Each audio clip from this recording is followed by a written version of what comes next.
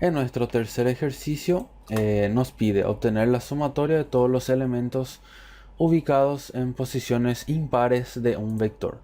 Aquí no nos pide exactamente un vector de tamaño específico y tampoco nos pide el nombre del vector, pero nos hace un ejercicio mental para jugar con las posiciones de los vectores, porque los vectores, como bien se sabe, tienen sus respectivas posiciones para guardar las variables, y hay posiciones pares e impares.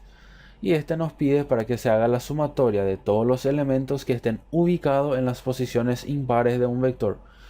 Ojo, no es la sumatoria de los elementos impares dentro del vector, sino que es la sumatoria de todos los elementos dentro del vector que estén ubicados en posiciones impares.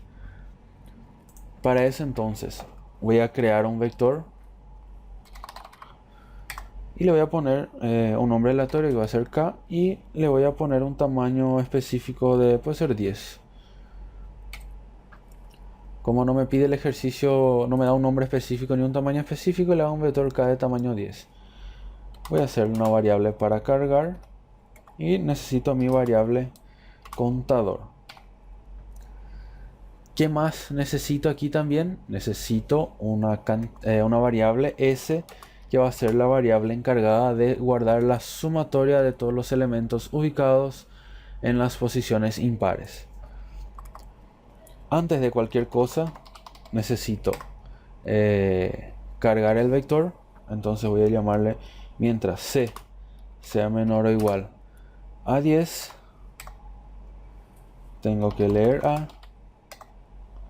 tengo que guardar dentro de k lo que estaba en a, y tengo que actualizar mi variable contador. Se dan cuenta que cargar un vector por teclado prácticamente no cambia en todos los ejercicios que tenemos. ¿Por qué? Porque estamos trabajando con Pseint y necesitamos ya un vector, necesitamos cargar los vectores antes de realizar cualquier tipo de ejercicio con los mismos. Porque Pseint no tiene ninguna herramienta que ya te traiga un vector cargado de forma aleatoria. Entonces primero cargamos el vector. Puedo poner un mensaje para que ingrese 10 números, y ahí que el usuario ingrese 10 números. Posterior a eso vamos a trabajar con la sumatoria y la impresión de los mismos. Entonces vuelvo a inicializar mi variable contador, realizo otro ciclo mientras que sigue el mismo formato del anterior, con la diferencia que aquí adentro nosotros no vamos a imprimir nada, nosotros vamos a trabajar con la sumatoria de los elementos ubicados en las posiciones impares. ¿Cuál sería mi variable que va a indicar la posición en este momento? Es mi variable c, la variable contador que se va a encargar de pasar uno por uno de los cuadraditos o posiciones de nuestro vector. Entonces lo primero que yo pregunto es si c porcentaje 2 es distinto a 0. Si c porcentaje 2 es distinto a 0, o sea, no es par, él tiene que ingresar porque es una posición impar. ¿Y qué él va a hacer cuando es una posición impar? Tiene que hacer mi variable sumatoria es igual a sumatoria más lo que hay dentro de mi vector en su posición impar, que es c en ese momento. Él va a recorrer 10 veces, pero solamente cuando la posición c no sea par, él va a entrar y va a hacer la sumatoria sumando la posición del vector k en la posición c, sumando. ¿Qué hago después? Agarro y actualizo mi contador. Aquí termina la parte de el cálculo para hacer la sumatoria. Lo que nos faltaría es imprimir el resultado, en donde la sumatoria de los números ubicados en las posiciones impares es 2 puntos, y le pasamos S.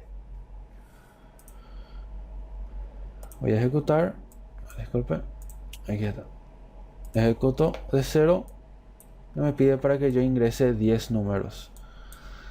No voy a ingresar 1, 2, 3, 4, 5 para que no se confundan en posiciones con el contenido. Entonces voy a ingresar directamente.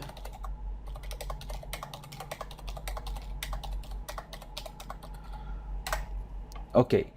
La sumatoria de los números ubicados en las posiciones impares es 70. Entonces 1 es impar 10, 22, 36. Ahí yo ya no me acuerdo más. Y va sumando, o sea que sumó la primera posición, la tercera, la quinta, la séptima y la novena. ¿Por qué? Porque son las posiciones impares de nuestro sistema.